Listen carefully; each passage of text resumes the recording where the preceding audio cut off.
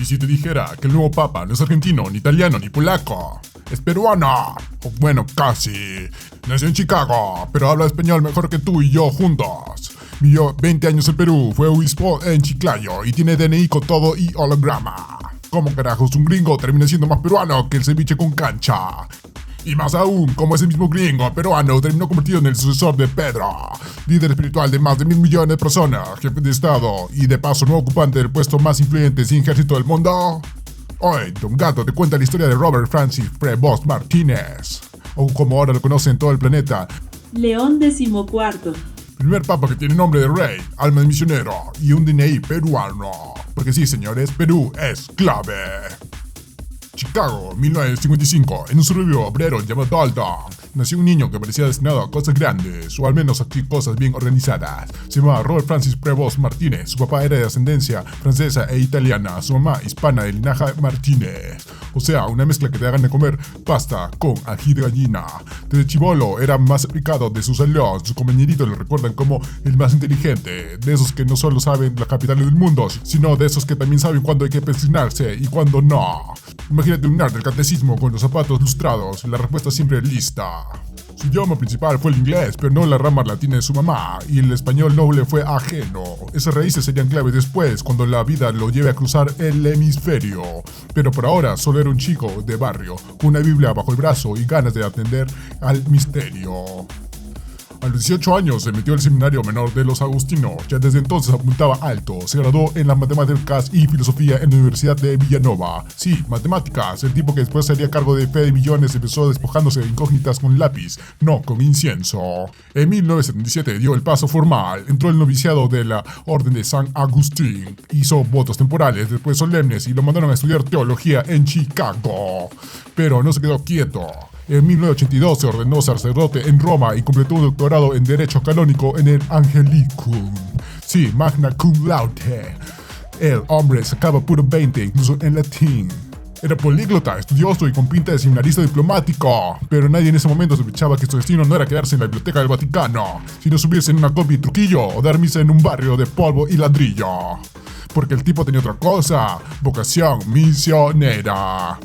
Y cuando un agustino tiene vocación y pasaporte, el papa es su parroquia. Misión peruana y ascenso eclesial. A mediados de los 80, Robert Prevost aterrizó en Perú con sotana, maleta y una humildad que entonaba con sus títulos académicos. Su primer destino, Cholucanas, Piura, Tierra del Sol, caminos de tierra y fieles con un fe más firme que el cemento soy. Ahí no era el doctor Prevost, sino el padre Roberto. Daba misa, ayudaba en bautizos y caminaba por horas para llegar a las comunidades más alejadas. De canciller de la prelatura a vicario parroquial. Lo suyo no era sentarse en oficinas, era embarrarse las sandalias. Pero la historia no se quedó ahí. En 1988 volvió a Perú, esta vez a Trujillo, donde fundó parroquias en zonas populares. Y de los seminarios, formó curas y hasta fue vicario judicial. Era como un multitask de Dios. Te daba misa, te resolvió una nulidad matrimonial y de paso arreglaba una parroquia desde cero. Imagínate, un cura gringo enseñando patrística y derecho canónico en un seminario del norte peruano mientras tomaba chicha morada. Eso era Prevost, un tipo que sabía conseguir el Trento y también los huequitos con mejor pan con pejerrey de la cuadra. En 1998, después de casi 15 años de misión, lo mandaban de vuelta a Estados Unidos. Pero su historia de Perú no había terminado. En 2014, el mismo Francisco lo trae de vuelta, pero primero como administrador, luego como obispo de Chiclayo. Y ahí sí se consolidó. Caminaba entre comunidades, visitaba migrantes venezolanos e incluso enfrentó escándalos con perfil bajo, pero con firmeza. Y en 2015, como quien sella un compromiso con el barrio, sacó su DNI peruano, literal, nacionalidad oficial. Ya no era solo un gringo buena gente, era un peruano con sotana. Y de ahí en adelante fue subiendo. En 2023 lo nombran cardenal y prefecto del dicasterio para los obispos.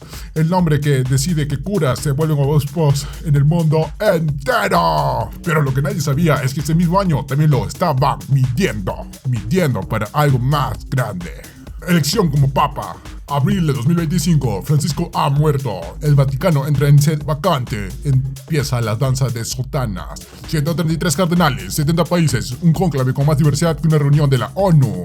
Tras 2 días de deliberaciones y 4 votaciones, fumata blanca. El jueves 8 de mayo a las 6 p.m. en Roma, el mundo entero ve el humo y escucha las campanas.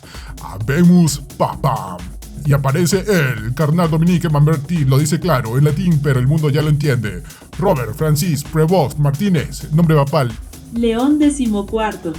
El nuevo papa, el primer pontificio nacido en Norteamérica, el segundo del continente americano, el primero en tener DNI peruano. No fue el favorito del ala conservadora ni el bloque progresista, fue la tercera vía. El tipo que habla con todos, que entendía de curia, pero también de barro, que sabía de derecho canónico y de cargar bolsas en campañas parroquiales. Un papa con acento neutro y corazón latino. Un papa que no usaba trono, sino combi, que sabía latín, pero también lo que cuesta un pasaje en mototaxi. El estadounidense menos estadounidense. Por eso ganó, porque en un mundo dividido querían un puente y ese puente cruzaba por Perú. ¡Ay sí, mi Perucito! O el comienzo de su pontificiado. Hasta ahora, todo es símbolo. El nombre que eligió León XIV, un guiño a la historia de la iglesia, pero también a la necesidad de fuerza en tiempos revueltos. Su primera aparición pública fue breve, serena, pidió oración, nada más, pero a veces lo que no se dice es lo que más importa. Su sola presencia, su historia, su origen binacional, su cercanía con Latinoamérica, todo eso ya hablaba por él.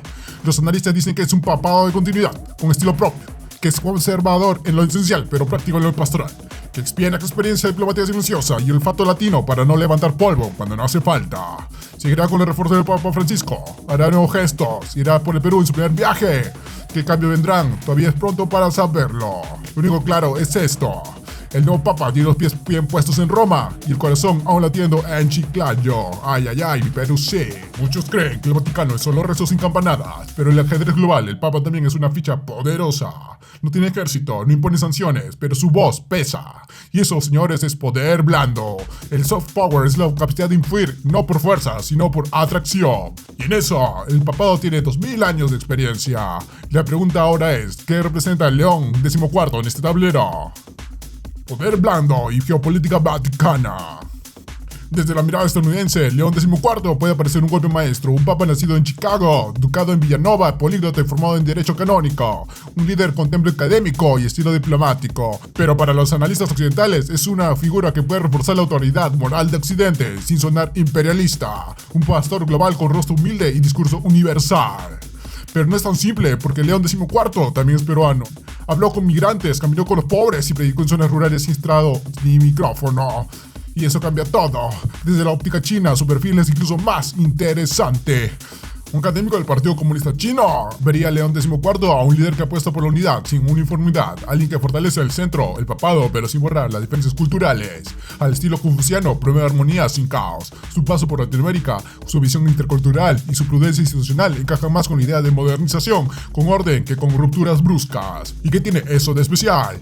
Que logra conectar con ambos mundos, el de eficiencia institucional asiática y el de conciencia social occidental, sin caer en extremos. Es un papa bisagra, que puede dialogar con Washington y con Pekín, que puede hablar con el G7 y con el Foro de Sao Paulo, que puede hablar con el G7 y con los BRICS, que no viene a imponer un modelo, sino a recordar que la autoridad no solo se grita, también se gana. En un planeta donde los discursos se polarizan, tener a alguien que escucha y luego actúa sin ruido es más revolucionario de lo que parece. Robert Francis Prevost Martínez no cambió el mundo, al menos no todavía, pero su sola elección ya movió las fichas. Un papa que combina Chicago con Chiclayo, que pasó más tiempo con campesinos que con diplomáticos, que aprendió español no en clase sino en la calle de Piura, y que ahora tiene que liderar una iglesia global desde un trono que, más que oro, carga con contradicciones. ¿Será el león que ruge o el que observa en silencio antes de saltar? Solo el tiempo lo dirá. Por ahora sabemos esto, que en el siglo XXI, en pleno caos y ruido, se eligió a un papa con voz tranquila, mirada amplia y corazón peruano. Y eso, aunque no parece necesario, es historia peruana. Dale like, suscríbete y dale un clic a la campanita. Esto es todo por el video, nos vemos en el siguiente.